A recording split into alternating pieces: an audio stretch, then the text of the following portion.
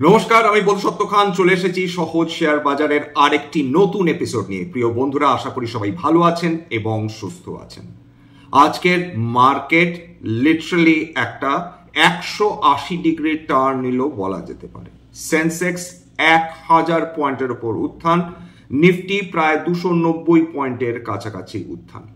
সমস্ত broader indices গুলোতে আমরা আজকে উত্থান দেখেছি, আইটি বাদ দিয়ে।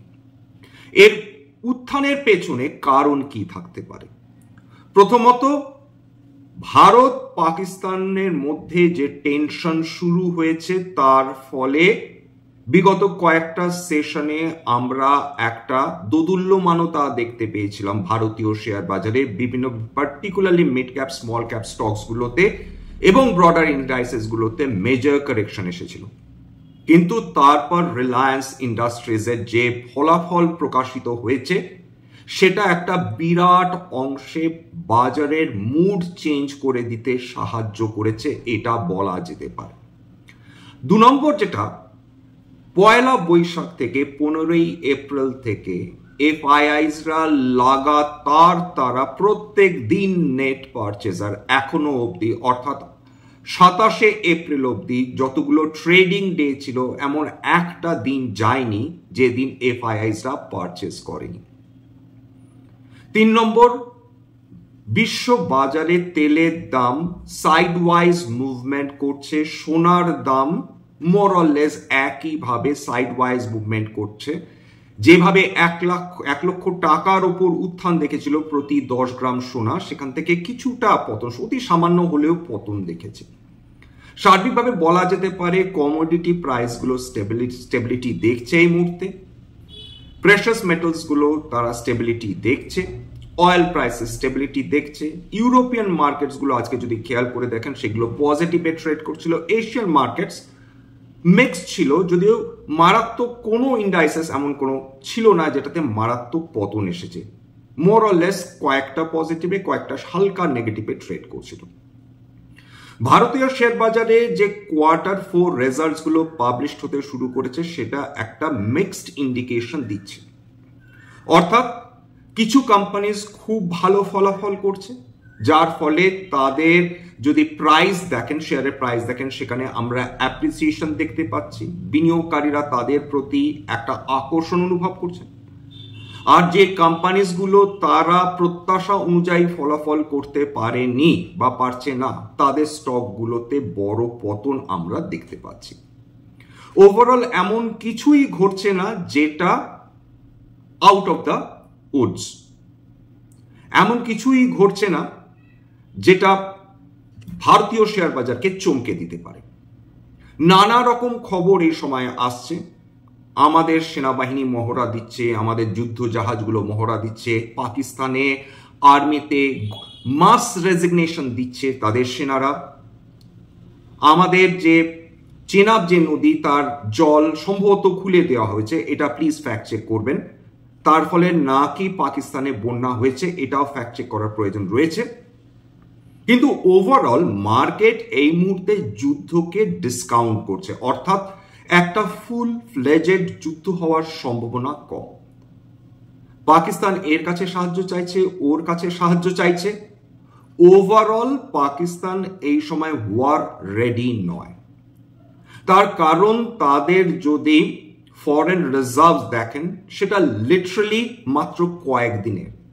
এমন কিছু ফরেন রিজার্ভ তাদের কাছে নেই যা দিয়ে তারা নতুন ভাবে তারা অস্ত্র সম্ভার কিনতে পারে।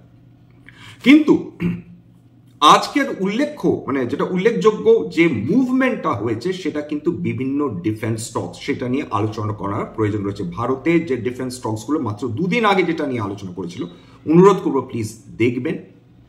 সেইখানে যদি দেখেন বুঝতে পারবেন যে বিভিন্ন ডিফেন্স স্টকস গুলো, তার মধ্যে শিপিং রয়েছে, তার মধ্যে টেলিকমিউনিকেশনস রয়েছে, তার মধ্যে লজিস্টিক্স ট্রান্সপোর্টেশনস রয়েছে, তার মধ্যে হেলিকপ্টার্স রয়েছে, ফাইটার জেটস রয়েছে, সমস্ত কিছু, মিসাইলস, ট্যাঙ্কস, সমস্ত ধরনের অস্ত্র সম্ভার বা ডিফেন্স ইকুইপমেন্টস যেটা আমাদের দেশের ডিফেন্স কোম্পানিজ গুলো তৈরি করে, যেইগুলো যে কোনো যুদ্ধকালীন পরিস্থিতিতে ব্যবহার করা যেতে পারে, সেই সমস্ত স্টকসগুলোতে আজকে দারুণ মুভমেন্ট এসেছে।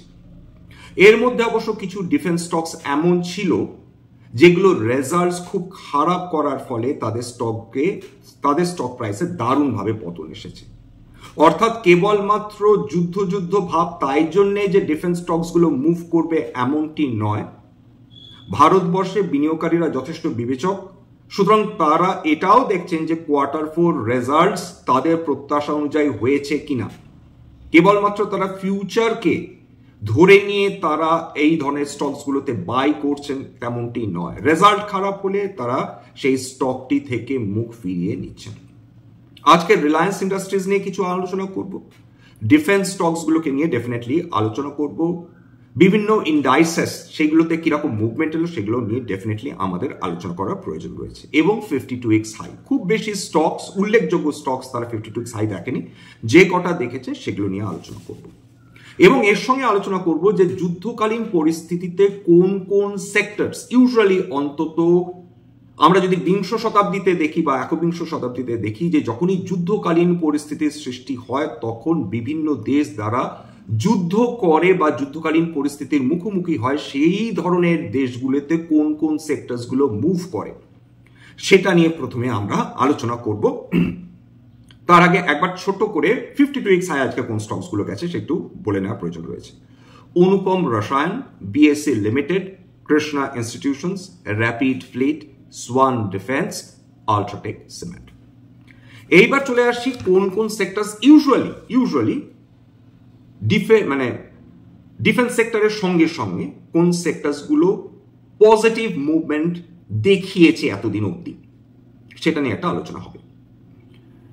Pharma, health care, construction, infrastructure, logistics, transportation, এছাড়া টেলিকমিউনিকেশন, সাইবার সিকিউরিটি। যুদ্ধটা কেবল তো গোলাগুলি ছুড়ে হয় না, সাইবার সিকিউরিটি, সাইবার হ্যাকিংও হয়। অর্থাৎ শত্রুরা অন্য দেশের যত ধরনের ওয়েবসাইটস গুলো রয়েছে সেগুলোকে হ্যাক করার চেষ্টা করে, তা থেকে ইনফরমেশন বের করে নেওয়ার চেষ্টা করে, সেইটাকে রোকার জন্য সাইবার সিকিউরিটির প্রয়োজন হয়ে পড়ে। টেলিকমিউনিকেশনস খুব গুরুত্বপূর্ণ। অয়েল অ্যান্ড গ্যাস, যুদ্ধ অয়েল এবং গ্যাস ছাড়া জেতা যায় না। যে দেশের কাছে যত বেশি রিজার্ভস রয়েছে অয়েল অ্যান্ড গ্যাস, মনে রাখতে হবে যে এই ধরনের পরিস্থিতিতে বিভিন্ন দেশ তারা তেলের ভান্ডার মজুদ রাখে। এমন জায়গায় রাখে না যে জায়গায় মিসাইল আক্রমণ হলে খুব সহজেই আগুন ধরে যাবে। অতি গুপ্ত জায়গায় সাধারণত সমুদ্রের তলায় তেলের ভান্ডার সঞ্চিত করে রাখা হয়। সুরক্ষার কারণে ভারতের কোথায় কোথায় এই ধরনের রিজার্ভ রয়েছে সেটা নিয়ে আলোচনা করব না। এছাড়া সেই ধরনের ডিফেন্স যে কোম্পানিজগুলো রয়েছে যারা missiles, radar, drone, fighter jets, satellites, stealth bombers এইগুলো নিয়ে ডিল করে, তাদের মধ্যেও একটা পজিটিভ মুভমেন্ট ইউজুয়ালি হয়ে থাকে। যেমন আমেরিকার ক্ষেত্রে লকহিড মার্টিন একটা প্রসিদ্ধ নাম, রেইথন আরেকটি নাম।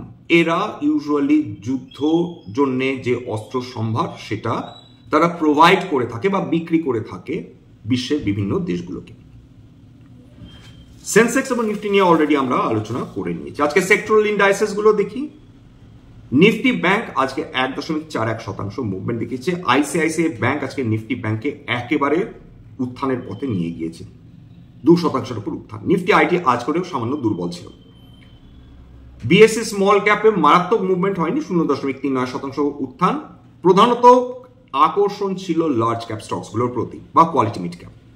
বিএসসি মিড ক্যাপে 1.34% উত্থান, নিফটি অটোতে 1.63% উত্থান, বিএসসি ক্যাপিটাল গুডস 1.93% উত্থান, বিএসসি কনজিউমার ডিউরেবলস 1.08% উত্থান, হেলথ কেয়ার বিএসসি 1.6% উত্থান, বিএসসি মেটাল সেক্টর খুব র্যালি করে ইউজুয়ালি যুদ্ধকালীন পরিস্থিতিতে, 1.59% উত্থান। আসুন চলে দেখে নিই যে বিভিন্ন ডিফেন্স যে কোম্পানিজ গুলো রয়েছে আজকে কেমন পারফরমেন্স করছে। প্রথম কথা বলে নিই যে কোম্পানিজ গুলোকে নিয়ে আলোচনা করছি কেবলমাত্র ফর ইলাস্ট্রেশন পারপাস। বা উদাহরণ হিসাবে কোনো ধরনের buy sell recommendation, suggestion, advice এমনকি ইনফ্লুয়েন্স করার উদ্দেশ্য আমার নেই। অ্যাস্ট্রা মাইক্রোওয়েভ আজকে আমি কেবলমাত্র বিএসসি প্রাইসগুলো বলছি, 3.06%। আভান্তেল 9.55% পতন, খুব খারাপ রেজাল্ট করেছে year on year. Bharat dynamics 5.42% উত্থান। বেল ভারত ইলেকট্রনিক্স লিমিটেড সেটা 2.79% উত্থান। ভারত ফর্জ 2.65% উত্থান। কোচিন শিপইয়ার্ড 6%-এর উপর উত্থান। ডেটা প্যাটার্নস 6.47% উত্থান। তাছাড়া হিন্দুস্তান এরোনটিক্স 5.42% উত্থান। আইডিয়া ফর্জ টেকনোলজি 3.61% উত্থান। ম্যাসগাঁও ডকস শিপইয়ার্ড 5.51% উত্থান। এমটিআর টেকনোলজি 0.78% উত্থান। এছাড়া পরস ডিফেন্স 9.36% উত্থান। প্রিমিয়ার এক্সপ্লোসিভস 13.09% উত্থান। সোলার ইন্ডাস্ট্রিজ 2.55% উত্থান। এইগুলো মেজর, সমস্ত কোম্পানি বলা সম্ভব হলো না। এইবার যেটা আলোচনা করার প্রয়োজন রয়েছে সেটা হলো যে যুদ্ধর পরিস্থিতি তো অনেক পরে, পাকিস্তান যে ভয়ে পেয়ে গেছে বারবার তাদের স্টেটমেন্টস গুলোতে বোঝা যাচ্ছে, তারা স্টেটমেন্টস বদলাচ্ছে। মার্কেট না, ভারতীয় শেয়ার বাজার গন্ধ পেয়ে যায়, বিশ্ব বাজার গন্ধ পেয়ে যায়। এটা তাদের একটা অদ্ভুত একটা স্বভাব রয়েছে, সিক্স সেন্স বলতে পারেন মার্কেটে, যে তারা বুঝতে পারে যে গতি প্রকৃতি কোন দিকে এগোচ্ছে, আমাদের ফেভারে এগোচ্ছে না আমাদের এগেনস্টে এগোচ্ছে। মার্কেট যেভাবে আজকে রিয়্যাক্ট করলো পজিটিভলি, তাতে একটা জিনিস বোঝা যাচ্ছে যে মার্কেট এই মুহূর্তে কোনোভাবেই কোনো নেগেটিভকে পাত্তাই দিচ্ছে না। একদম সোজা কথা, জাস্ট পাত্তা দিচ্ছে না। এইবার দেখুন বিভিন্ন কমোডিটিস গুলো নিয়ে সামান্য আলোচনা করি। সোনা আজকে হালকা পতন 0.53%, এটা কিন্তু আমি M6 এর দর বলছি। 94,489 টাকায় ট্রেড করছিল 5ই জুন এক্সপায়ারি। এবং যদি কলকাতায় সোনার দাম দেখেন 10 গ্রাম 24 ক্যারেট 98,160 টাকা। ডিফারেন্স সবসময় এটা থাকবে, কারণ সবসময় একটা প্রিমিয়াম নিয়ে কিন্তু আপনাদের সোনাটা ইউজুয়ালি কিনতে হয়। রুপো 96,133 টাকার কাছাকাছি ট্রেড করছে 5ই মে এক্সপায়ারি। ক্রুড অয়েল 5,358 টাকা প্রতি ব্যারেল 19 মে এক্সপায়ারি, খুব বেশি এদিক ওদিক হয়নি। এবার টাকা দেখুন, ডলারের তুলনায় টাকা ক্রমাগত শক্তিশালী হয়ে চলেছে। আজকের গোত্তা খেয়ে ডলার নিচে নেমেছে, টাকা শক্তিশালী হয়েছে। 85 টাকা লাস্ট ডেটা পাওয়া অবধি 85 টাকা 4 পয়সায় ট্রেড করছিল ভারতীয় টাকা ডলারের তুলনায়, আগের দিনের তুলনায় শক্তিশালী। এবার যদি খেয়াল করে দেখেন যে 15ই এপ্রিল থেকে যদি ডেটা প্রত্যেক দিন লাগাতার বাই করে গিয়েছে, 25শে এপ্রিল অবধি এফআইআইসরা কিনে গিয়েছে। এবং আজকে যেরকম গতি প্রকৃতি দেখা গেল শেয়ার বাজারে, সেটা একটা এক্সপেক্টেড যে হয়তোবা, এখনো যেহেতু ডেটা হাতে আসেনি, হয়তোবা এফআইআইসরা আজকেরও কিনে থাকলেও থাকতে পারে। ডলার ইন্ডেক্স 100 নিচে রয়েছে। যতদিন ডলার দুর্বল থাকছে, ডলার ইন্ডেক্স দুর্বল থাকছে, আমেরিকার বন্ড মার্কেট দুর্বল থাকছে, ততদিন ভারতীয় শেয়ার বাজারের পক্ষে, ভারতীয় অর্থনীতির পক্ষে কিন্তু খুবই ভালো। দেখে নিয়ে আজকের সর্বাধিক উত্থান কোন কোন স্টকসে এসছে। এটা কিন্তু কেবলমাত্র নিফটি 500 এর অন্তর্গত স্টকসগুলোর কথা বলছি। আরবিএল ব্যাংক 10.11% উত্থান, খুব ভালো রেজাল্ট করেছে। হ্যাল হিন্দুস্তান এরোনটিক্স আলোচনা করেছি 5.5%-এর উপর উত্থান। রিলায়েন্স ইন্ডাস্ট্রিজ 5.26% উত্থান। রিলায়েন্স ইউজুয়ালি 1-2%-এর বেশি খুব বেশি মুভমেন্ট দেখায় না, আজকের একেবারে বিনিয়োগকারীরা মন খুলে কিনেছেন। বিপিসিএল 4.84% উত্থান। Supreme industries, Prestige estates, Lupin, মহানগর গ্যাস, বিএসএল লিমিটেড, আইজিএল এরা প্রত্যেকেই 4%-এর ওপর উত্থান দেখেছে। এছাড়া আদিত্য বিড়লা ফিনান্স, ভেল, সিএসসি, গ্লেনমার্ক, কল্যাণ জুয়েলার্স এরা 3-4%-এর মধ্যে উত্থান। যে স্টকসগুলোতে সর্বাধিক পতন এসেছে সেগুলো একটু আলোচনা করা যাক। শ্রীরাম ফিনান্স 5%-এর উপর পতন। এলটি ফিনান্স 3%-এর উপর পতন। এছাড়া Syngene International, ACL Tech, Patanjali Foods, Mphasis, JSW Energy, IRFC, Chola Investments, MM Financial, UltraTech Cement এরা 1-2%-এর মধ্যে পতন দেখেছে। চলে আসি রিলায়েন্স ইন্ডাস্ট্রিজ নিয়ে আলোচনা। রিলায়েন্স ইন্ডাস্ট্রিজের ফ্রি ক্যাশ ফ্লো 41,079 কোটি টাকা, খুব ভালো। এছাড়া এদের ডেট টু ইকুইটি নেগলিজেবল 0.44 আয়ত্তের মধ্যে। অ্যাসেট টার্নওভার খুব একটা ভালো নয় 0.52। Price two earnings growth ratio খুব একটা ভালো নয়, expensive 2.6। Return on equity, return on capital employed মোটেই আহামরি নয় 9.43, 8.5। কিন্তু খেয়াল করে দেখুন এই যে কোম্পানিটা, এটা এত বড় কোম্পানি, ভারতবর্ষের লার্জেস্ট কোম্পানি, তার পক্ষে মারাত্মক বৃদ্ধি দেখানো বেশ ডিফিকাল্ট। এগুলো হচ্ছে স্টলওয়ার্ডস পিটার লিঞ্চের ভাষায়। এরা মারাত্মক কোনো মুভমেন্ট দেখান না, কিন্তু স্টেবল গ্রোথ দেবে, ফ্রি ক্যাশ ফ্লো জেনারেট করবে, প্রত্যেক বছর ডিভিডেন্ড দেবে, এবং এদের প্রাইস টু আর্নিংস সেটা ট্রেলিং মোর অর লেস আয়ত্তের মধ্যে থাকবে। এবার দেখে নি যে প্রফিট অ্যান্ড লস গত যদি যদি মার্চ 2014 থেকে মার্চ 2025 দেখেন, মার্চ 2014-তে তাদের নেট প্রফিট ছিল মাত্র 22,548 কোটি টাকা। সেটা এখন বৃদ্ধি পেয়ে দাঁড়িয়েছে 81,000 কোটি টাকার উপর, অর্থাৎ মোরালেস 11 বছরে 3.5 গুণ বৃদ্ধি পেয়েছে। তার মানে এটা দাঁড়াচ্ছে, এটা কিন্তু আমি যেটা বলছি এটা কিন্তু প্রি মাইনরিটি প্রফিট, অর্থাৎ এর মধ্যে মাইনরিটি যে প্রফিট রয়েছে সেটা অ্যাড করে। রিলায়েন্সের একার প্রফিট নেই, তবুও এর গ্রোথ কিন্তু যথেষ্ট প্রশংসা দাবি রাখে। এর শেয়ার হোল্ডিংটা একটু বুঝে নেওয়া যাক। মার্চ 2024 থেকে মার্চ 2025 খুবই সামান্য প্রমোটার হোল্ডিং কমেছে। এফআইআই হোল্ডিং বেশ খানিকটা কমেছে, প্রায় 3% কাছাকাছি কমেছে। ডিআইআই মজার ব্যাপার প্রায় 2.4% মার্চ 2024 থেকে বৃদ্ধি হয়েছে। এছাড়া পাবলিক যে share holding, retail share holding, সেটাও কিন্তু প্রায় 0.8% বৃদ্ধি পেয়েছে মার্চ 2024 থেকে মার্চ 2025 অব্দি। এদের জিআর দেখিনি রিলায়েন্স ইন্ডাস্ট্রিজের গত 10 বছরে 10% হারে আহামরি কিছু নয়। গত 3 বছরে 12% হারে বৃদ্ধি পেয়েছে সেলস, আহামরি কিছু নয়। প্রফিট মারাত্মক কিছু না, ভীষণই অর্ডিনারি, 3 বছরে 6%, গত 5 বছরে 10% হারে, এবং গত 10 বছরে 12% হারে। আজকের এত পর্যন্তই।